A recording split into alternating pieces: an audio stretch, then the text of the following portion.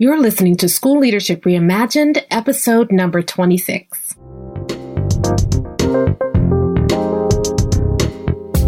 Welcome to the School Leadership Reimagined podcast, where we rethink what's possible to transform your school. If you're tired of settling for small wins and incremental improvement, then stay tuned to discover powerful and practical strategies for getting every teacher in your school moving towards excellence. Now, here's your host, Robin Jackson. Hey builders, welcome to another episode of the School Leadership Reimagined podcast. I'm your host, Robin Jackson, and today we're talking about the dreaded blank stare. So let me ask you something. Have you ever been in a post-observation conference and you're sitting there and you're going over your feedback with the teacher, and when you look at the teacher, all you see is this blank look, and you know that the teacher is no longer really hearing you. I mean, they're sitting there, they're facing you, they're looking at you, but it's a blank stare. Or maybe you're sharing feedback with a teacher and the teacher's nodding and they're acting like they're listening, but you know that they aren't really hearing what you have to say. Or, have you ever been in a faculty meeting and you're doing this amazing presentation about your school vision, and you look out into the audience and you know that they're not really listening to you, but they're just being polite. I mean, it's so frustrating, isn't it? That you're sharing this really important information, this feedback with somebody that can impact their practice, and it's critical to their success, and they don't react at all. They just sit there and they take it, and you know that they're not listening to you. They're just going through the motions. Drives me bananas. But recently, I read something that explained exactly why we sometimes are faced with blank stares when we share feedback with people, and it surprised me a little bit. You see, I thought those blank stares were people who were trying to tune me out, and I interpreted their blank stares as a subtle form of resistance. And then, of course, I will respond by getting more directive just to try to get some reaction out of them. I mean, I don't know if you can relate to that, but have you ever found yourself doing that in a post-observation conference, where you're just, hello, is there anybody there? But I've learned that that's the wrong approach. And there is a better way. And so today we're going to talk about what's behind those blank stares, why they're happening, and then how do you actually get through to people even when it seems as if they're shutting us out. So by the time you finish this episode, you're going to know exactly how to overcome blank stares like a builder. But before we dive in, I want to ask you another question. I want you to think about the last education conference you went to, and I want you to tell me if this sounds familiar. So the conference was great. There were lots of inspiring speakers, amazing sessions, and you leave the conference with an entire notebook full of ideas, but also with a slight feeling of overwhelm, because the ideas are great, but where do you start? And so you go home really motivated by what you've learned, but you have no idea what to work on first. You don't have a plan. And so while you may try a couple of things that you learned at the conference, after a while you get so caught up in the day-to-day stuff at your school that all those notes you took, all those ideas you have, they're sitting on a shelf somewhere, and all those plans you made at the conference never get done. Well, if that's ever happened to you, then I've got some good news for you, because when you come to Builders Lab 2019, that will not be your experience. In fact, in Builders Lab, it isn't even really a conference, really. It's an intensive. It's 3 days of working with me and my team and with a small, committed group of educators from around the world. And we're all focusing on one thing, which is building your exact blueprint for getting everybody in your school moving towards your goals. So that teacher who always complains but never actually works on fixing things, well, you're going to have a plan for her. And those awkward feedback conversations that you can't stand, well, you're going to get the tools and the scripts that you need to ensure that you never have to endure one of those again. And that toxic culture that's keeping you from moving forward, well, we're going to solve that too. You'll have an exact plan for how you can overcome it, and overcome it for good. Got people who like to talk about solutions but never do anything about them? Well, you're going to learn exactly how to get people to finally take action and do something. In fact, in our implementation lab on day 3, you're going to develop a 90-day blueprint with specific goals and specific actions. And you'll actually get started on implementing what you learned in Builders Lab right there in Builders Lab before you go home, so that when you get back to your school or your district, you've already gotten the ball rolling. So that's why I really, really want you to come to Builders Lab, because my aim for you is for you to walk out of our 3 days together with a plan and with clarity about knowing exactly what your next steps are going to be and exactly how you can achieve your vision for your school this year. And here's the important part, with the people you already have. If you think that's impossible, come to Builders Lab and find out exactly how possible it really is. And if you really want to see results, then I encourage you to bring your team. We already have several teams who are registered for Builders Lab and are coming together. So that means your assistant principals or your instructional coaches, or if you're at the district level, bring a group of principals together. That way you all can work together while you're at Builders Lab, and you can go back to your school with the work already started, already rolling. And plus, when you and your team are on the same page, well, that's when the magic really happens.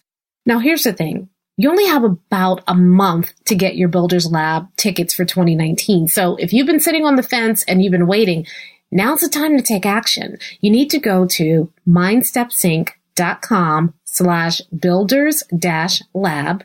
That's mindstepsync.com/builders-lab and get your tickets today, right now. And then once you have your ticket, get ready to discover how to get everyone who's in your school and your district on board and working towards your school goals this year.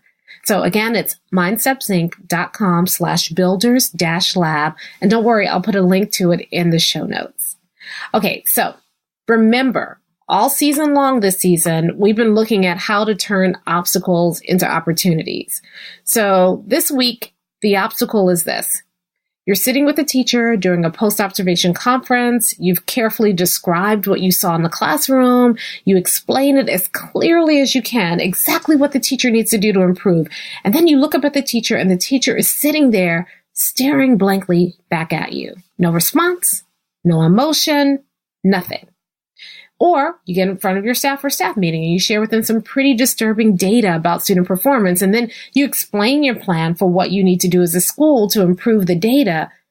And when you look back out at them, you see nothing but blank looks, and you sense this overall feeling of apathy among the group. I mean, hello, did you just hear anything I just said?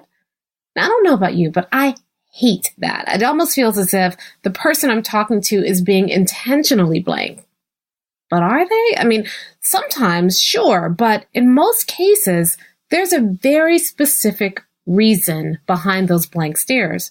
And so what we're going to do today is we're going to talk about 3 reasons that you might be encountering blank stares and how you can turn each one of those reasons into a huge opportunity, not only to get your point across, but to actually help somebody buy in and take the next step forward towards your goals.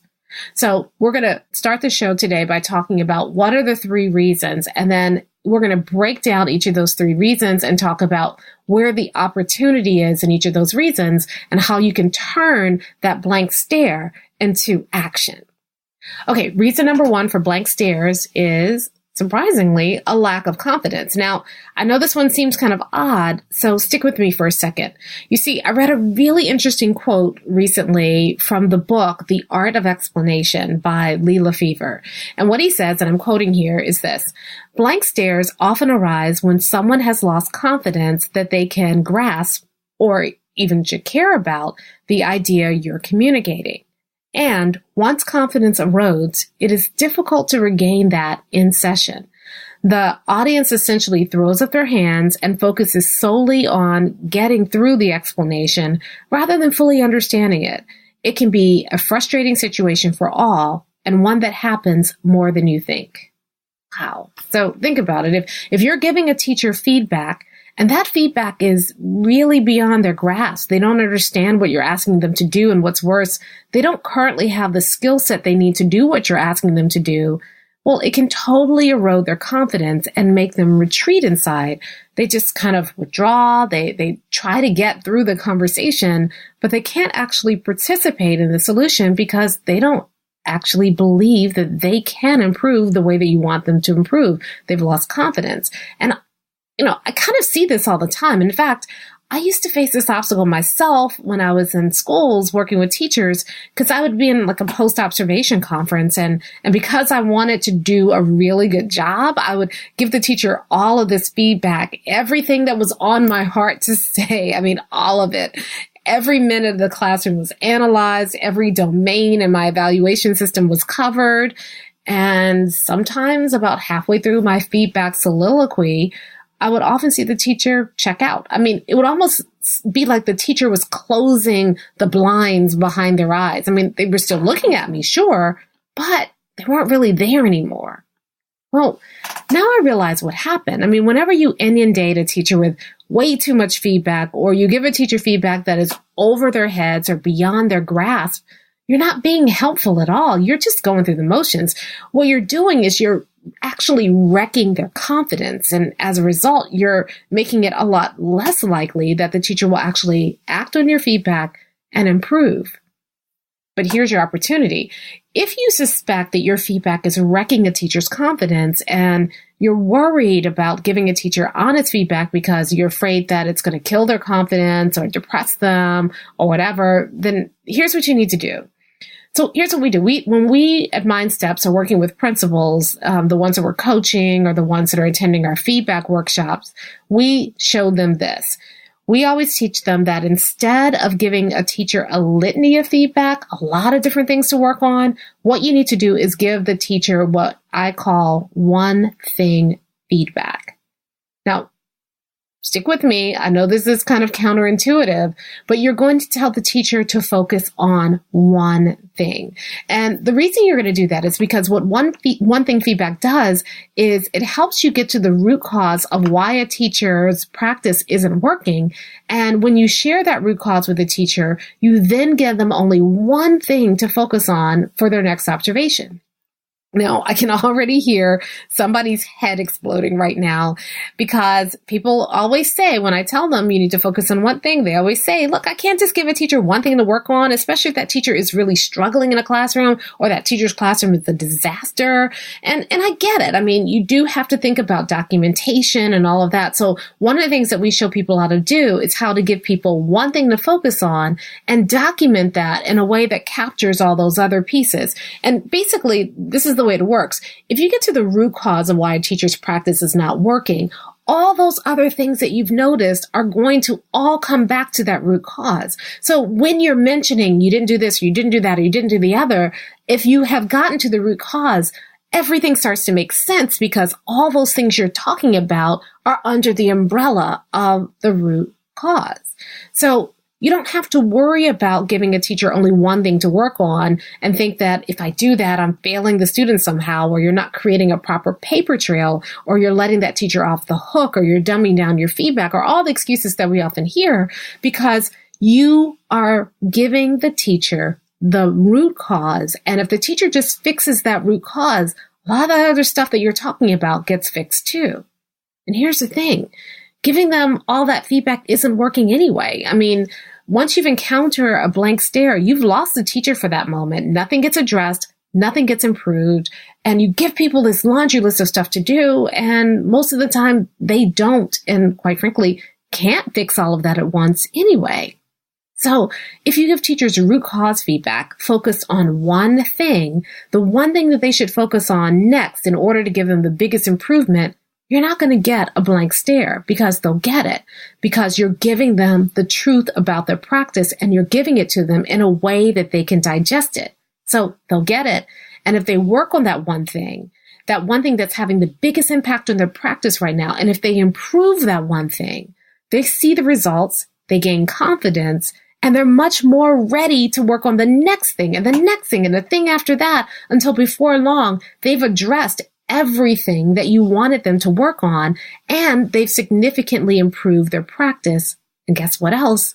As they see more success in their practice, their confidence grows as well.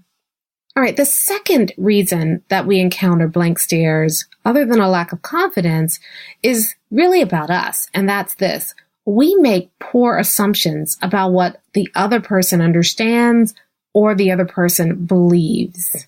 So what happens is this: we give teachers feedback. We use terms that we assume the teacher understands, but in a lot of cases, what we think the term means and what the term means to the teacher are two different things.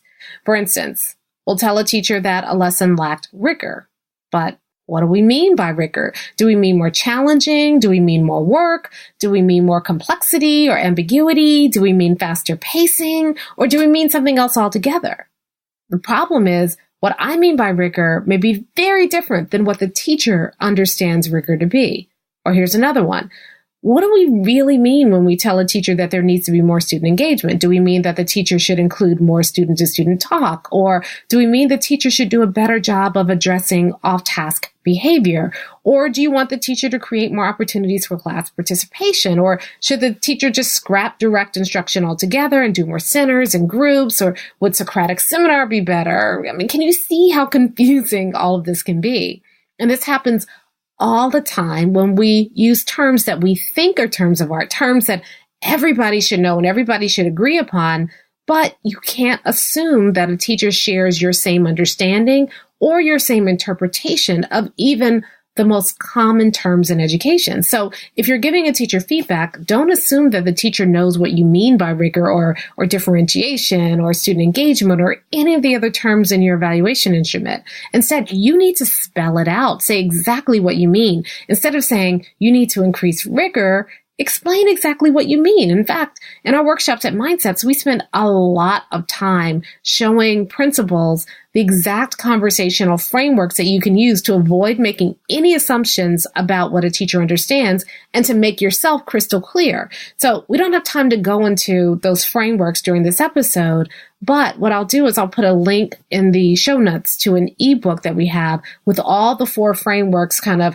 mapped out for you, along with examples for each conversation if you're interested in seeing what that looks like. And then you can, go to that link and look at that ebook and see the frameworks. Or if you come to Builders Lab 2019, we're going to be doing a whole session around those different conversational frameworks. So you can practice them at Builders Lab and get a lot of feedback and real-time support at Builders Lab if that's something you're interested in. But here's my point. If you want to avoid blank stares, you cannot make assumptions about what the teachers understand. Your feedback needs to be deliberate and very, very clear. And you just can't assume that the teacher knows what you mean just because you're using a term that we think is commonly accepted in education. So if you want to talk about rigor, make sure that people understand what you mean by rigor. Or if you're concerned about student engagement, spell out what you mean by student engagement. If you want teachers to differentiate, for example, explain exactly what you mean by differentiation. You can't make assumptions when you're giving teachers feedback if you expect teachers to actually take your feedback and put it into action. Take the time in your feedback to make things clear. Okay, so we've talked about the first 2 reasons that we encounter blank stares, and the first one was a lack of confidence, and the second one was making assumptions about what people understand. Now, the last big reason that we often encounter blank stares is that we talk about the symptom and we don't talk about the root. Now, here's what I mean by that. So one of the things I do is I coach principals on how to give teachers more effective feedback. And I use a technique called microslicing, where I show principals how to diagnose the root cause of a teacher's practice in as little as about 5 minutes of observation. And most people, when they first hear that I do that, when I tell them that they can get to the root cause of a teacher's practice and give a teacher really meaningful feedback after only observing for 5 minutes, most people react with a lot of skepticism. They say, how can you really understand what's going on in a classroom after 5 minutes? And they argue that you need much more time to really understand a teacher's practice. But do you? Do you really? Does that extra time actually get you away from the root cause? Years ago, Malcolm Gladwell wrote a book called Blink. And the whole premise of the book was that the smarter we are, the more we spend time talking ourselves out of going with our gut. And that in most cases, most experts know pretty early on, instantaneously, in the first couple of seconds, whether something is real or something is not real, whether something is right or something is wrong. And I believe the same thing is true for school administrators. When you walk into a classroom, you know pretty early on that lesson is not working or that the teacher's not reaching kids the way that they can. And your gut knows pretty early on exactly why that is. And the more time you spend in the classroom, the more information you collect, the more you start to drown out the voice of your own gut, and you start to look at all these symptoms of what's going on, and you don't pay attention to what your gut is telling you is the root cause. And so the reason that microslicing works is because it helps you quickly cut through all the noise and get to the heart of a teacher's practice. You see, we spend a lot of time observing teachers. We write down everything we see, and then we give teachers this litany of feedback covering every single thing that happened in the classroom.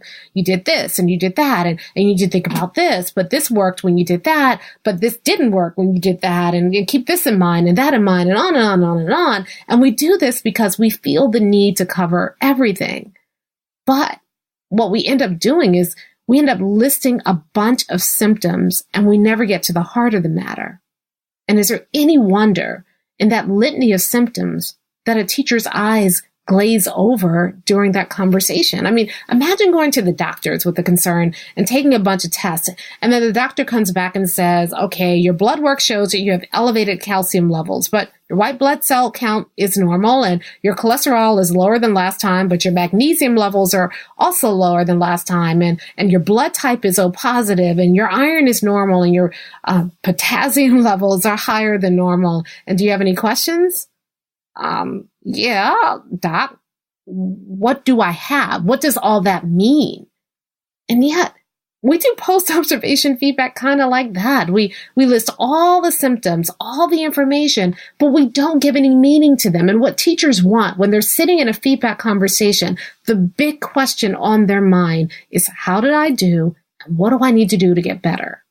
So telling a teacher it took her 7 minutes to get through the warm-up, what does that mean? Or telling a teacher that there were 5 students off task during their lecture. Okay, or there wasn't a lesson objective posted on the board. So what? Now, if you just list a bunch of things that you've observed and you don't give it meaning, and then you leave meaning open to interpretation, well, that's when mess happens. That's when you have these conversations that don't have impact. So you tell a teacher that 5 students were off task. They're like, hallelujah, only 5 today. Normally it's 10. Or you tell a teacher the lesson objective wasn't written on the board. And I'm like, okay, who cares? Less erasing for me. I mean, or worse, you list a bunch of symptoms without giving them meaning. Then what happens is the teacher can not only interpret it however the teacher wants, the teacher can also more easily tune you out because they have no reason to care about what you're saying. All they're doing is enduring you while you drone on and on and on about how many minutes it took a teacher to do X or how many students were engaged when the teacher was doing Y. And then they're just sitting there waiting for the punchline. Did I pass the evaluation enough to get you off my back for the next couple of months? Do I still have a job? Or the teachers who are really trying to get better, they're looking for some signal that tells them, this is the thing that I need to be focusing on. This is where I can get the biggest bang for my effort. I mean, how can you expect true engagement during a feedback conversation if you don't give your feedback meaning? What do all those symptoms mean? What do all those check marks on your evaluation instrument indicate is the most important thing that I should be working on right now? If you don't give your feedback meaning, if you don't take all of those data points and make them make sense for the teacher, then you will continue to see blank stares during your feedback conversation. But here's the opportunity. If you take just a few minutes to dig a little deeper and discover the root cause of a teacher's practice, suddenly the feedback conversation means something. Suddenly, the feedback conversation is not just something to be endured, it's something that teachers can actually use to improve their practice. You see, if you're encountering blank stares during a feedback conversation, it's not because a teacher is stonewalling you or trying to be deliberately obtuse.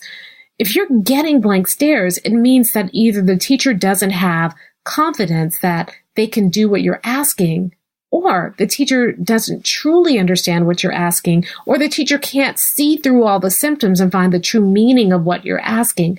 All of those are opportunities. See, if you're running into blank stares, the opportunity is that you can adjust your feedback and not only make it more meaningful, but make it more actionable. And here's how. You see, before you give the teacher feedback, take time, first of all, to figure out what's the root cause. What's the one thing, the most important thing that the teacher can do right now to improve his or her practice, and then give them that and only that to work on. When you do that, here's what happens. Instead of being overwhelmed by your feedback and unsure where to start, the teacher knows exactly what to do next. And because you're focused on the root cause, the feedback that you give them will give the teacher clarity about their exact next steps and the hope and the confidence that they can actually put it into action. I mean, that's the thing about one thing feedback is that suddenly the conversation makes sense. Teachers aren't tuning you out because you're droning on and on and on. They're actually interested in hearing what you have to say. Even teachers who are successful love one thing feedback because a lot of times what they do is if they're really good in a classroom, they get feedback that is basically some version of good job, good job, good job. And so they're never getting feedback that is actionable. But when you take time to say, hey, listen, you did a great job, but here's the real reason why. Here's the root cause. Here's the one thing you did that made your practice so successful. Suddenly their ears perk up because this is different. This is somebody who has paid them the respect of taking the time to really understand what they were trying to do in the classroom. Here's somebody who gets it. So they don't give you blank stares because you're giving them something really interesting, something about their practice that they may not have been aware of. Now they're leaning forward. They're paying attention to what you're saying. They're asking questions. They're inviting you back into their classrooms because your feedback actually is meaningful. And for that teacher who's struggling, well, this is even more important because a lot of times teachers are struggling. They don't really know why they're struggling. They realize that things aren't working, but they don't know how to fix it. And to be honest, they may not have a lot of confidence in you, in your feedback, and your ability to help them fix it. In fact, they may even see you as the enemy, somebody to hide their incompetence from, rather than being open and vulnerable and reflective because they're worried that your checklist is just a series of paperwork that's designed to ultimately fire them. And so a lot of times, you get blank stares because they don't have confidence in themselves or in their ability to implement your feedback. They're not even sure what you're talking about. And that litany of symptoms doesn't really give them any actionable steps to take to solve the problem because they still don't know what the root cause is. When you give them one thing feedback, you are giving them feedback that shows, hey, listen, I know there's a lot going on, but here's the thing you need to focus on. So you're giving them clarity and focus and direction. No blank stares happen when that happens. When people have clarity and focus and direction, it gives them the confidence. And when they have the confidence, they act on your feedback and they develop the competence. And when they develop that competence, that feeds into their confidence again. And it becomes this cycle of improvement where that teacher who was struggling at the beginning of the year has created all this momentum throughout the year just because you adjusted your feedback. Now, the way that we've been trained to give feedback teaches us to do all the things that create the blank stares. We're taught that we have to cover everything. Guess what? Doing that leads to a blank stare, especially if you don't give people meaning. We're taught that we have to cover all the symptoms. Again, if you don't give those symptoms meaning, if you don't come down with a diagnosis, okay, here are the symptoms, but here's the root cause, you'll continue to get blank stares. The way we've been trained teaches us that we come in and we tell the teacher what we think, or we ask the teacher questions that they can't possibly answer. And then we say, because we've asked those questions, we've given the teacher the opportunity to be reflective, when in reality, all we've done is put that teacher on defensive. And again, blank stares, because the teacher is just trying to survive that conversation. You don't want teachers trying to survive your feedback. You want teachers to actually take in your feedback, hear and understand exactly what you're talking about. listen to it and see how it can relate to their practice. Actually take that feedback and implement it, and then invite you back into the classroom to see how well they're doing and get even more feedback. We want our feedback conversations to be true conversations where it's not just you reading through a checklist, but it's you and the teacher together discussing what happens in the classroom, looking for ways to improve it. Teachers coming in, doing the work, then coming back to you and telling you what they've learned and what they've discovered and being reflective about their practice. That doesn't happen the way that we're traditionally taught to give feedback very often. But if you're facing a lot of blank stares right now, if you find that your feedback conversations are one-sided, if you find that people seem to be trying to endure your conversations, get through your conversations, rather than actually implementing your feedback, my suggestion to you is take a step back. Use this as a real opportunity to refine your feedback. Focus on that root cause, that one thing. Wow, if you do that, making sure that you're doing a good job of explaining the root cause and giving one thing feedback, you'll quickly get the teacher focused on the right work and moving in the right direction, and you'll build that teacher's confidence that they can implement your feedback, and you're much, much more likely to see that feedback implemented in your classroom. That's how you give feedback, like a builder. Now, speaking of giving teachers feedback like a builder, that's exactly what you're going to discover at Builders Lab 2019. We're doing an entire session on microslicing to show you how to find the root cause and give teachers meaningful feedback after only observing a classroom from as little as 5 to 7 minutes. And we're going to do another session on the 4 feedback framework, so you'll know exactly what to say to a teacher during a feedback conversation that will guarantee that you will never have to face a blank stare again. Now, it's all happening on January 29 through 30th, 2019. So go to mindstepsync.com/builders-lab and get your ticket today. Okay. Next week, we are going to move another big obstacle for builders. In fact, this is an obstacle that I've been wrestling with for a while now, and it's frankly something that I still wrestle with from time to time because it's quite controversial. So I get asked this question all the time. What if a person just needs to be fired?